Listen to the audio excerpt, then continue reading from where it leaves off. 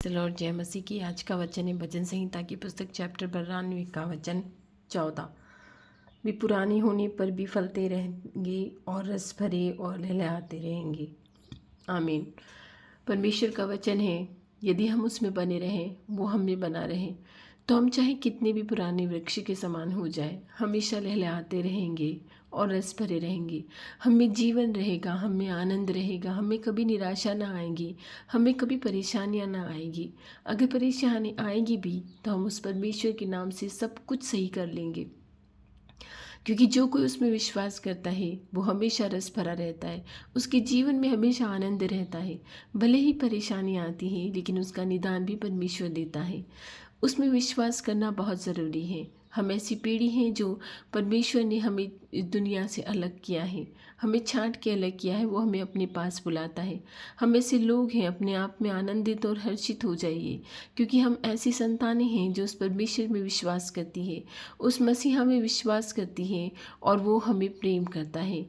वो ऐसा खुदा है जो हमेशा हमें लहलहाता रखता है, हमेशा हमारे जीवन में अपने अनुग्रह से, अपने आशीष से वो हमें इतनी आशीषें देता है कि हमारे पास कुछ न होने पर भी हम सुखी ही रहते हैं। हमें हमेशा भोजन से तृप्त करता है, उसकी पवित्र आत्मा से तृप्त करता है, परेशानियों से निकालता है, डिप्रेशन से निकालता है, फ्रस्ट्रेशन से निकालता है। वो ऐसा खुदा है जो हमें जीवन का हर एक आनंद देता है। वैसा परमेश्वर है कि सबसे बड़ा आनंद तो उसने ये दिया है कि हमें उसने अपनी संतान बनाया है। क्या ये आनंद कम है भाइयों बहनों? हम ऐसे घिनौने कृत्य नहीं करते हैं जो लोग करते हैं, जो लोग व्यभिचार करते हैं, जो मूर्ति को पूजा करते हैं, जो अनेक प्रकार के देवताओं के पीछे लगे हुए रहते हैं, जो निष्प्राण देवता हैं, जो अपना जाला स्वयं न हटा सकते हैं, जो सुनार को घड़ाई देकर अपने लिए भगवान बनवाते हैं, जो पत्थरों की घड़ाई से अपने लिए मूर्ति बनवाते हैं। हमने तो ऐसे पाप नहीं किए हैं ना।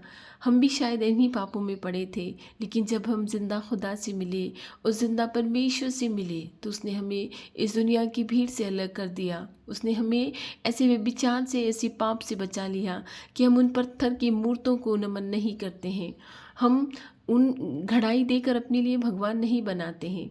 एक बात अपने दिमाग में अच्छी तरह से बिठा लीजिए कि जिस परमेश्वर ने हमें बनाया है, हम उसे कभी नहीं बना सकते हैं। हम उस खुदा को कभी नहीं बना सकते हैं। उसका स्वरूप, उसका आकार, उसकी रचना हम कभी नहीं कर सकते हैं। हम कैसे उसको बना सकते हैं?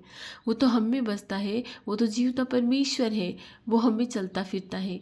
तभी तो वो कहता है कि यदि हम उसमें विश्वास करेंगे तो हम जीवन भर फलते फूलते रहेंगे, बूढ़े होने पर भी रस भरे रहेंगे, हमें कभी बुढ़ापा ही नहीं आएगा। हम ऐसी जवानी से तृप्त रहेंगे जो हर रोज़ नई होती है, जो हर रोज़ आनंदित होती है। उसके वचनों से हम हमेशा आनंदित रहेंगे, हमेशा उसके वचनों का अनुग्रह हमें मिलता रहेगा, उसकी आशीष हमें मिलती रहेगी। उस भले खुदा में विश्वास कीजिए।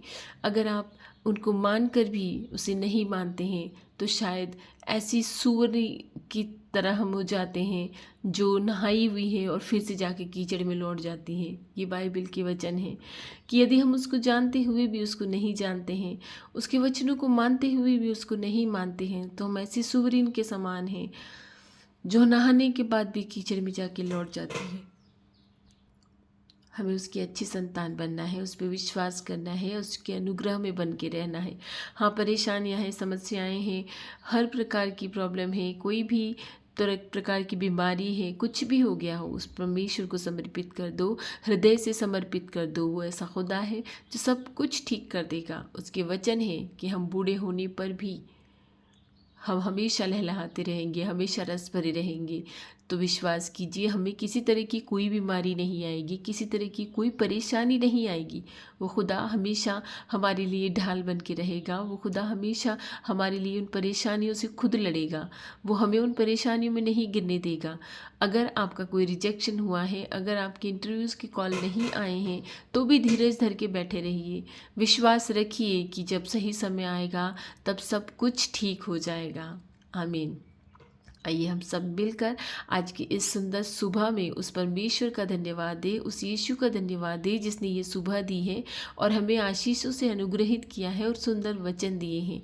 धन्यवाद धन्यवाद धन्यवाद। ए मेरे खुदा, ए मेरे मसीहा, ए मेरे बादशाह, ए करुणा निधान परमेश्वर, विलंब से कोप करने वाले परमेश्वर, सारे सम्मान, सारी महिमा, सारी अनुग्रह, सारी आशीषित के तुम अधिकारी हो परमेश्वर। सारी महिमा तुझसे मिलती है परमेश्वर, सारा अनुग्रह तुझसे मिलता है परमेश्वर, सारी आशीषें तुझसे आती है परमेश्वर। तो ऐसा खुदा है जो सूखे हुए हाथों को तूने ठीक किया।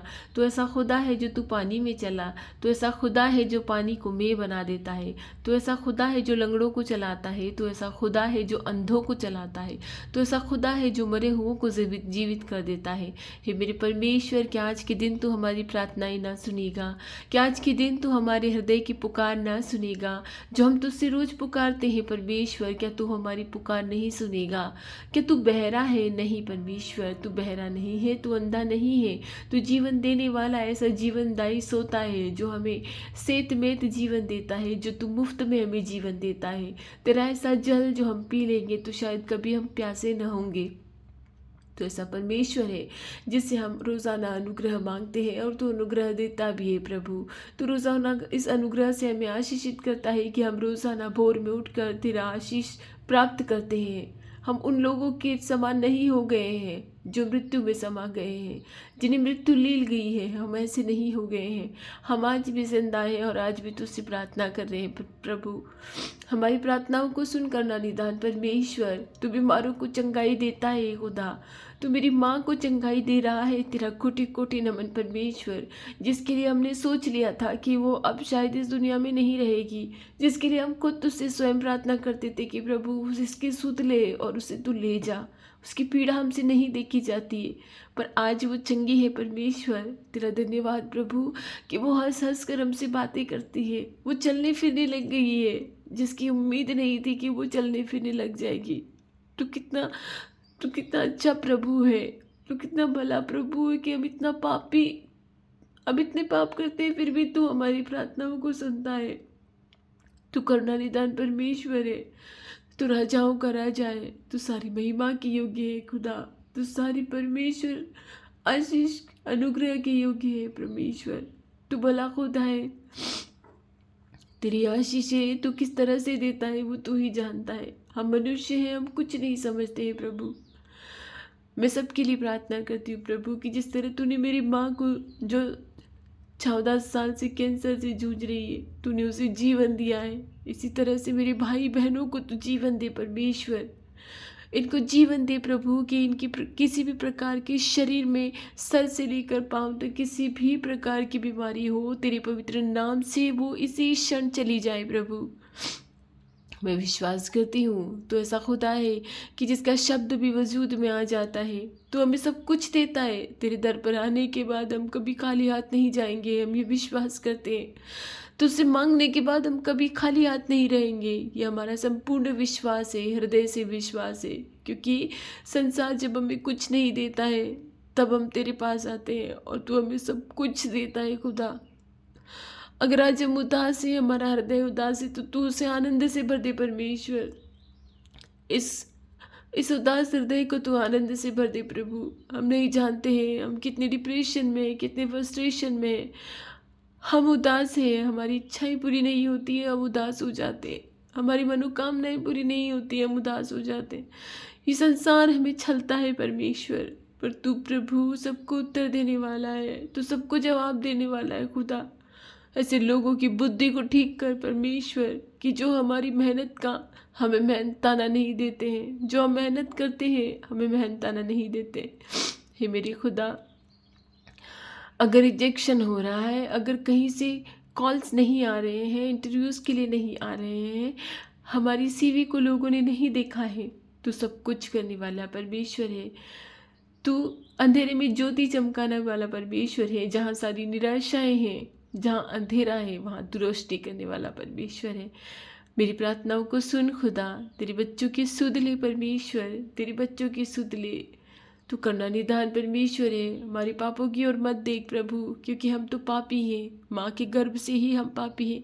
उस स्वर्ग में भी तो हमने पाप किए, इसीलिए इस धरती पे फेंक दिए गए। इतना सुंदर स्वर्ग तूने दिया था, उसमें भी हम ढंग से न रहने पाए, वहाँ भी हमने पाप कर दिया। और इस धरती पर इस ऐसी जेल में हम फेंक दिए गए जिससे हम बाहर नहीं निकल पा रहे हैं। हे प्रभु, हमारी प्रार्थनाओं को सुन और इनका उत्तर दे परमेश्वर। मैं विश्वास करती हूँ हमारी प्रार्थनाएं तेरे आगे तेरे स्वर्गदूत धूप दान में चढ़ाते हैं। मैं विश्वास करती हूँ कि तू हमारी प्रार्थनाओं को सुनकर उनका उत्तर दे चुका है। मैं सारी प्रार्थनाएं तेरे पवित्र नाम से मांगती हूँ और मांगती हूँ कि आज हमारी रक्षा करना, हमारी खत्तों को आशीष देना, हमारे बच्चों को आशीष देना, तेरी बुद्धि ज्ञान से हमें भरना, वे विचार से हमें बचाना, पापों से हमें बचाना, पाप के अवसरों से भी हमें बचाना, हमारी रक्षा करना, आने जाने में तेरी बुद्धि से हमें भरना कि जो लोग हमसे सवाल करते हैं और हम जवाब नहीं दे पाते परमेश्वर, उसी क्षण तेरी बुद्धि से हमें भर देना। तेरी पवित्र आत्मा की हमें ज़रूरत है ताकि हम अगुवाई से चल नहीं पाए, तेरी पवित्र आत्मा की अगुवाई से हम चल नहीं पाए परमेश्वर।